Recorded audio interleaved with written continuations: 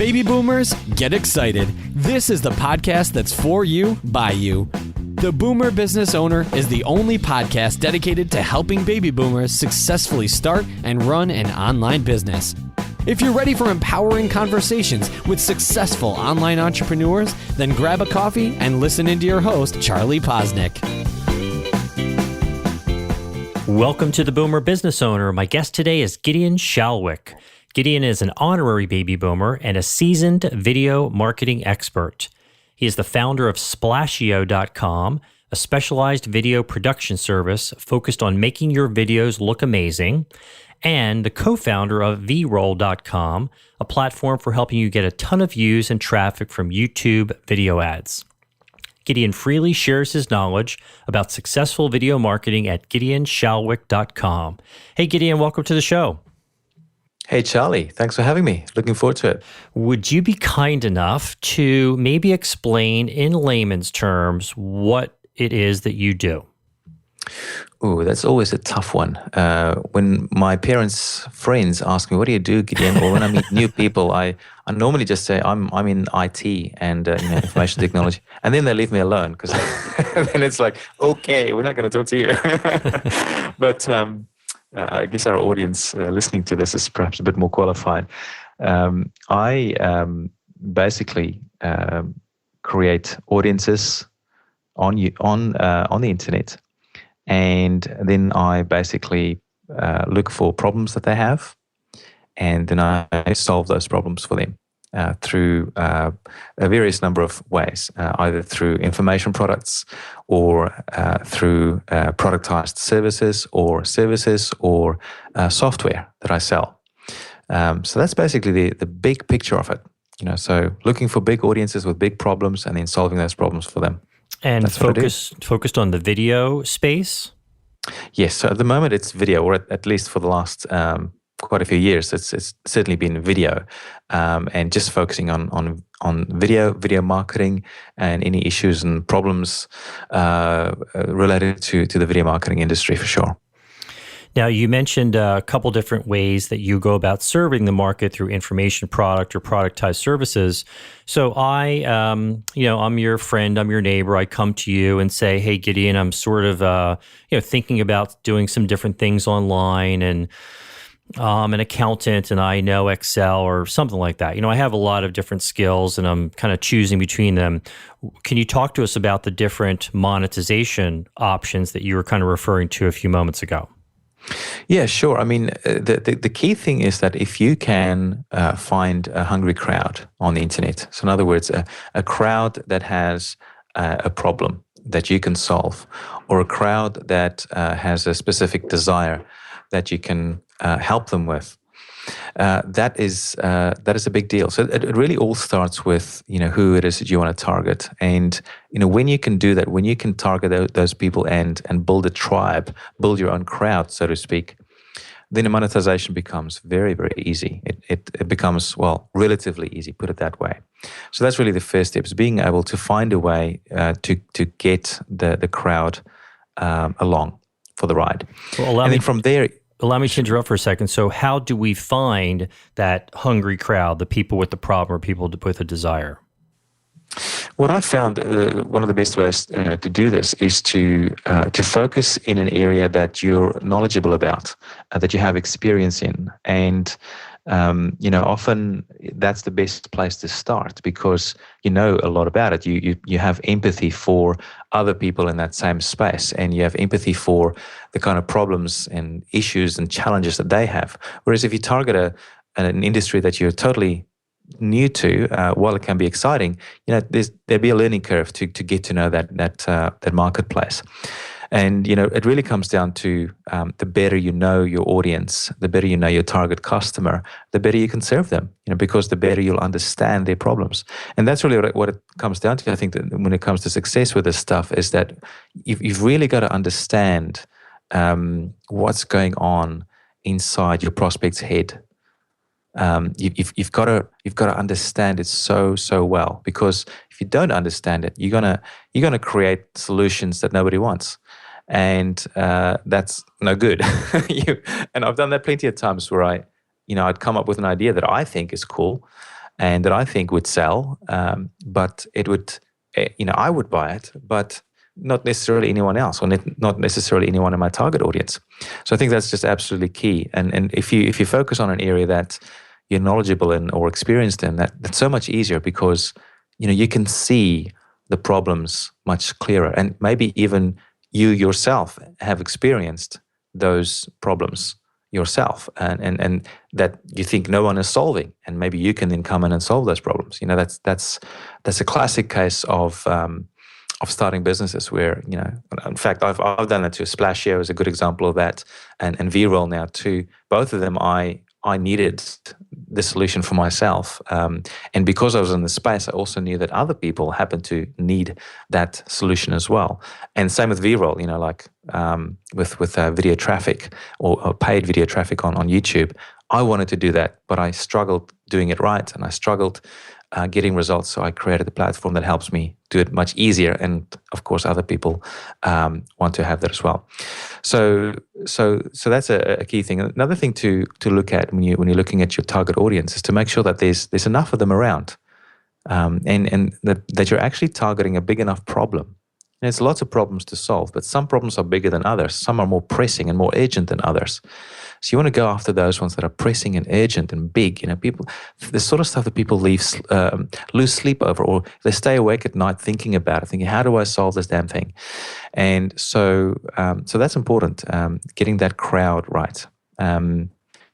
Okay. Because once you do that, everything else becomes so much easier. Okay, so I interrupted you earlier, but we were clarified that, ways, to kind of get this group of people who are going to be targeting. So then once you have that, then what are kind of next steps that you would take? Yeah, right. So then it comes down to really, what problem you're solving for them. The solution needs to be appropriate to that problem. So, and there's many ways of solving, and many different levels of solving the problem as well. I guess the first and easiest and quickest level of solving people's problems is through a consultancy kind of model, where you basically charge out your time to solve problems for people one-on-one. And that's often the quickest way to get started online, where you just, you can meet people online, you can meet people at conferences, doesn't really matter. You can, if you have a skill that you can help them with, maybe you can do it over the phone or over Skype.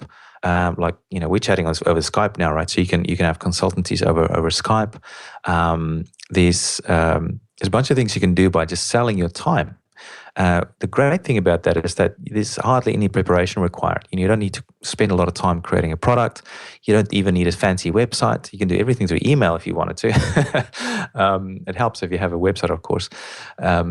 But that's the quickest and easiest way to get started. Okay. The next, level is to create information products, where you try and sort of, instead of charging out your time, you want to start charging for products. So it gives you a bit more leverage. So you're still selling your knowledge, but you're selling it in a product form. So people pay you up front, and they get a thing. They get an information product like an ebook or an audio file or a video file. That's how you can package your information. And basically, as a course that you sell your advice. That's this next level. So it's a bit more of a step up, because all of a sudden you need a bigger audience really to make this work better, because your conversion rates go down as soon as you don't do one-on-one kind of consultations or sales pitches anymore. So you need a bigger audience by default for that. But it's also more leverageable and more scalable and that sort of thing. So there's a challenge there to build that audience, of course. And the next challenge is also, of course, to create a product that people actually want, and to create the right kind of marketing materials that can help you automate the whole process, like a sales page or a sales video or whatever you do to make the transaction happen. That is a next level up. When you're just doing consultancy, you could be talking to someone at a conference, and you might realize they have a problem, and you say, look, I can help you. Let's set up a call on Skype. And you don't even need a sales page or anything like that. It was just face-to-face sort of communication. Whereas with information products, you need you need a sales process. You need a website or something that can tell the story about your product, or that can sell your product for you. And then it's a matter of just getting your audience onto that page and making a sale from that. So I guess that's the next level up. Another level, which is also, I quite like this one. I actually like it more than information products. It's kind of like the consultancy model, but it's actually probably a mix between consultancy model and the information product model. And this is where you basically productize a service. So you look at a service. A classic example is that of people who make, companies, advertising companies who do a bunch of things, but maybe there's one thing like making logos they're really good at. So they decide to then only focus on making logos for people. So they cut everything else out. They say, let's just do logos and let's systemize that as much as we can. Let's productize it. So with productization, what I mean by that is that instead of you doing the work first and then get paid, you flick it around the other way. You systemize it so well that it's in a package form that people buy up front. You get the money first, and then the work gets done. And the key thing with this model is to systemize it as much as possible. So perhaps with the logo generation, maybe you have a bunch of templates to choose from, for this example. And people choose up front which template they want to use for their logo. And then once they've made the payment, you just go ahead and customize the template for them and then send them the file back. Boom, you're done. So it's a beautiful model. I mean, in fact, that's what Splashio is. It's a productized service. People can select from a bunch of templates for, say, a logo animation, or an intro for their videos, and they pay up front, and they make the selection. We on the back end, we see what they've selected. We do the work through the templates, and then send them back the finished file, and we're done. So it's a very nice model, and it's quite scalable too. It is kind of like having a product because you're not necessarily required to do the work anymore. Whereas with consultancy, you and your brains are required to be there to be able to make money. Whereas with a productized service, you can build a team of people or systems. You can build systems to get the work done for you. So that's a really cool level. Another level is software as a service, or software, other software products where it's a one-off payment, or a model called SaaS, or SaaS for software as a service. And this is where you basically create a software platform, or kind of software where people, they use it every day or every week or every month, and there's normally a recurring payment for that. That's what we're doing with VRoll. There's a utility. There's something that people can use, a tool inside the software that they can use to do something useful with. And so to be able to use the tool, they got to pay us a monthly fee. So of course, this is a much more advanced model and much more complicated. But if you think you can do it, it can be very lucrative if you get it right. But it's obviously a lot harder. And then the only other model that I can think of, which is in my view probably the hardest one of all, is the advertising model, where the key thing there is to build a massive audience, and then you start selling advertising to advertisers so they can get in front of the audience. There's a bunch of other models probably too, but I think those are the main ones. Consultancy, selling information product, doing a productized service, doing software either as a product or a software as a service, and then the advertising model. So there's five different ways you can monetize an audience that you can build. Well, fortunately, this whole podcast episode will be transcribed, and gosh, we could probably even take what you just said in the last few minutes, Gideon, and make that into its own ebook, and people would probably pay for that information. It's great quality stuff. You could. An interesting observation I have, and this is from firsthand experience, when I first kind of got into the online business several years ago, my mind first went to advertising. And of course, yes, you could have a website tomorrow. You could put maybe Google AdSense on there and make 11 cents your first day. It could, it's something that definitely can happen. But I think a lot of people don't realize, as you alluded to, just, traffic. You need lots and lots and lots of traffic to be making money from an advertising standpoint, which is typically not a great place to start. Yeah, it depends on your how many resources you've got available too. I mean, if you can, it has become a lot more competitive. So if you can build a team of people that can help you create content, for online, it's all about content. You want to uh, if you want to do the advertising model, it really is about content because you build that source of traffic really through content, through creating great content. And you submit it on your blog or you submit it to YouTube or on Facebook, whatever you do, it comes down to having that content that people want to consume. And then you basically use advertising in between that content. And that's hard work. Just starting on your own, doing it alone, I think it's definitely not easy. If you have the resources where you can have a team of people that can help you create this content or create this business model, yeah, absolutely go for it.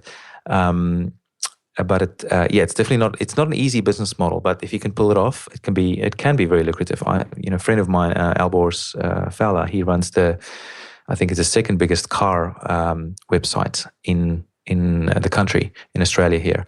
They make a lot of money. We're talking in the millions, and their model is purely building traffic through information that they publish on their blog about cars, car reviews and car information and car advice, and then all the big car companies want to advertise on their blog because they get so much traffic of people interested in buying cars. So, but he started a long time ago. He's been building it over many years. He's got a whole team of people now. They produce like content like crazy. So it's if you can pull it off, it can be very cool. But it's certainly a tough business model from my point of view.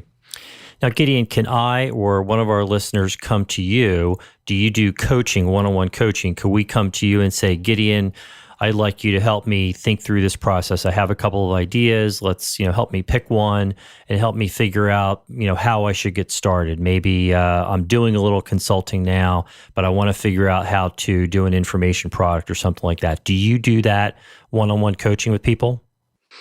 Very rarely at the moment. I'm just so busy with my other projects. And I've certainly switched a lot from doing one-on-one stuff to doing one-to-many business models, and also I'm at a stage now where the kind of work I do is very much about creating leverageable assets that are not dependent on me to be able to make money.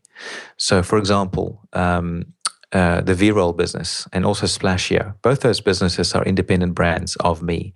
And so my job is to build the product, to help build the products, build the business, build the audience, build all the stuff independent of me, so that people can make a transaction, interact with the business independent of me. So I don't have to be there for these businesses. Splashier, for example, is running all by itself at the moment. I have a manager running it for me, which allows me to focus more on V-Roll. And same thing with V-Roll. We've got a whole team of people there building the software. I'm involved in building the audience. So my face is still on the business, but eventually I'll remove my face and there'll be a product or a service there, through software that people can access independent of me. They can already do that. I'm just there to sort of tell them about it and to teach them about the platform. But you can already, go into V-Roll and get access to the platform and without me being there, which is great.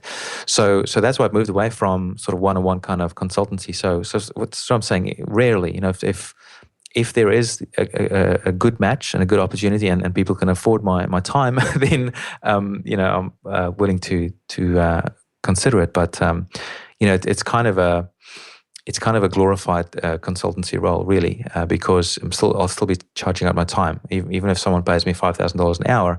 I'm still charging out my time, and once that time is gone, I can never get it back. I can never leverage that time again in the future, and that's why the pricing does go up a bit, or it has gone up a bit since I was just getting started. So I come to you, Gideon, as a friend. I'm your neighbor. We're just kind of talking, and I am working for somebody else, and I've decided that I do want to, do this consulting thing. I want to start selling out my time, some hours of my time, just to generate some additional income. And I've kind of decided what I want to do. Can you give me a couple of tips of how I can use online to market my services? How I could use online to access this, the tribe, the people with this problem that I'm looking to solve?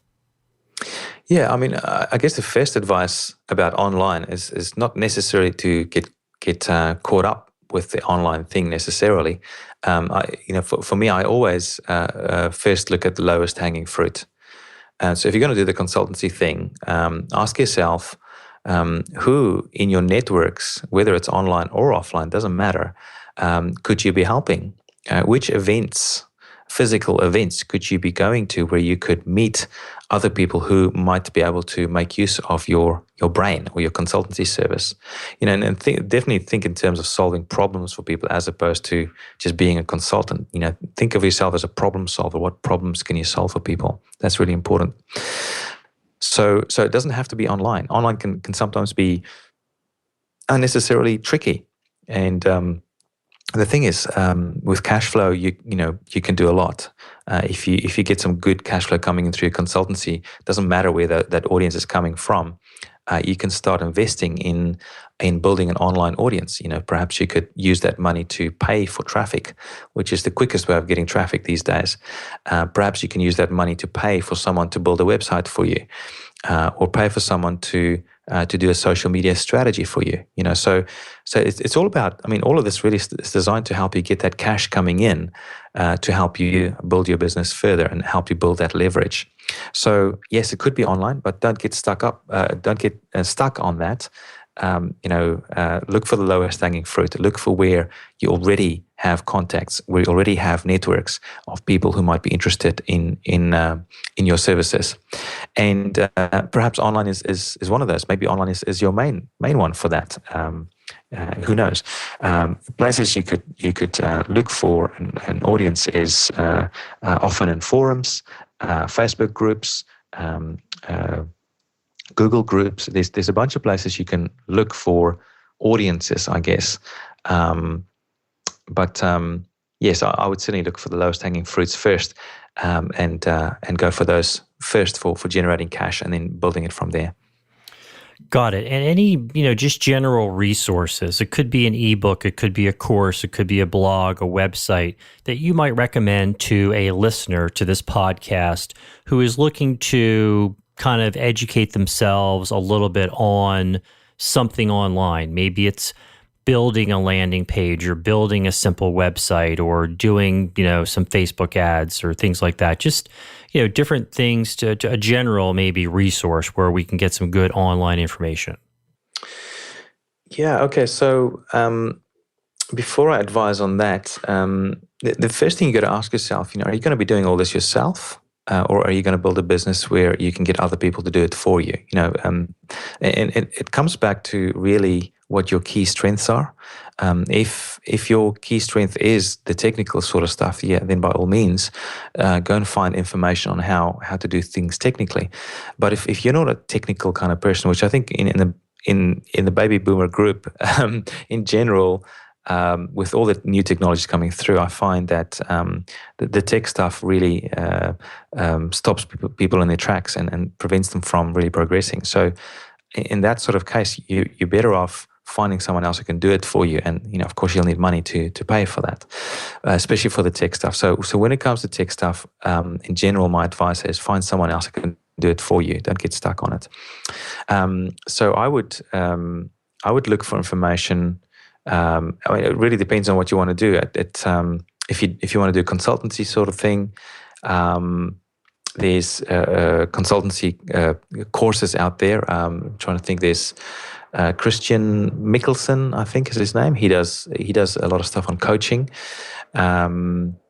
There is I just can't remember his name because I'm not in that space. If you just go to Google, Google is really my best friend for searching for this sort of thing. Look for consultancy coaching or how to be a consultant. I mean, on Google, you'll find plenty of stuff. On YouTube, you'll find plenty of stuff. You don't always have to spend money on your education. Often you find things that are tremendously useful just on Google and YouTube. But I mean, what do you think your audience would be most interested in learning? And Charlie, what in particular would they be looking for? Because then I can advise better. Yeah, it's a really good question. And I flip-flop back and forth on even asking that question sometimes because I know for me, I have gotten into the kind of ready, aim rut. And, gosh, I need to read a book on search engine optimization. Well, I don't even know what it stands for. Why do I need to read a book for it now? Let me get a website set up. And when I don't have any traffic coming to my website, maybe then I should read a book on search engine optimization. So I guess, when I ask that question, it's more for a general resources or a good online person who has a good blog, who just talks about things online, whether it's email marketing. Sorry to interrupt you there, but I think that's quite a I could use the word dangerous to make it sound controversial, but it is potentially a dangerous way of doing it because if you just go out there to learn information for the sake of learning information and to becoming more knowledgeable about an area, that's cool. But general information doesn't really help you solve any problems.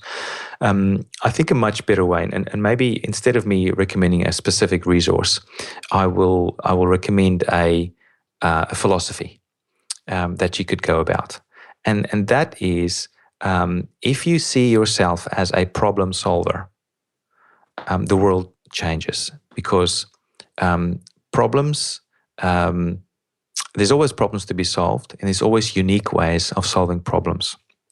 So when you know what the problem is, that is often the biggest challenge. Once you know what the real problem is that you want to solve, and you're really clear on that, then you can go and find information and tools and people and resources to help you solve that problem. And that's why I can't recommend a specific resource. It depends on the problem that you're going to solve, either for other people or even for yourself. I'll give you an example. I've been really interested in doing live video streaming from home with my home office. And there's no one really out there, or when I was just starting to look at it about 2 years ago, there was no one out there who was teaching this stuff. And so I had this problem. I wanted to do live streaming video, and I had no idea how to do it. So I didn't just go and do a general online marketing course.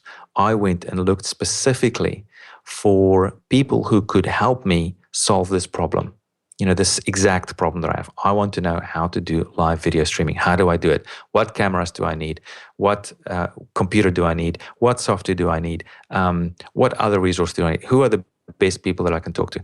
So once I had that problem really clear, then I was able to go and find the right resource. And I just Google it, go to YouTube. You can find a lot of information there. And then I find the solution. I build a solution around the problems. So same for everyone listening to this. I think it really depends a lot on the problem that you're trying to solve. And once you know that problem, just go and find find the right information to help you solve it. Gideon, you've offered some very, very sage advice, and I'm very grateful for that. If any of our listeners want to reach out and connect with you, find out more about Splashio, V-Roll, what's the kind of the best way for them to do that? At the moment, I don't have any way for people to contact me individually, but certainly if you want to interact with my content or with my brands, there's 3 places. The first one is just my personal blog, which is gideonshalwick.com. And there I just publish a bunch of free information. I just use that for basically communicating and telling people about what I'm doing, tips on video marketing in particular, sometimes business building as well. So that's probably the best place to sort of, if you want more of me, to use that.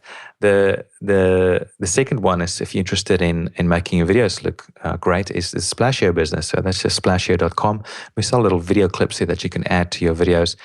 What's cool about that is you don't need any fancy video editing to make it work. Just very simple video editing, and you can make your videos look very, very nice very quickly. And then there's V-Roll if you're interested in getting traffic from YouTube video ads. It's quite a new field, but in V-Roll we've built a platform that helps you make that super easy and super quick. So vroll.com if you're interested in that. So those three resources: GideonShalwick.com, Splashio.com, and vroll.com. Well, all the great resources and content that was mentioned in today's episode will be available on the show notes page at theboomerbusinessowner.com. Gideon, again, thanks so much. On behalf of all of our listeners, we really, really appreciate your help. Brilliant. You're welcome, Charlie, and all the best. Boomers, the time is now to take action and finally build your dream online business. And the great news is that Charlie is here to help. Visit theboomerbusinessowner.com and sign up for your free 15-minute consultation with Charlie to help you discover your first steps to starting your online business. Only those who take action are rewarded, so visit theboomerbusinessowner.com and we'll see you tomorrow.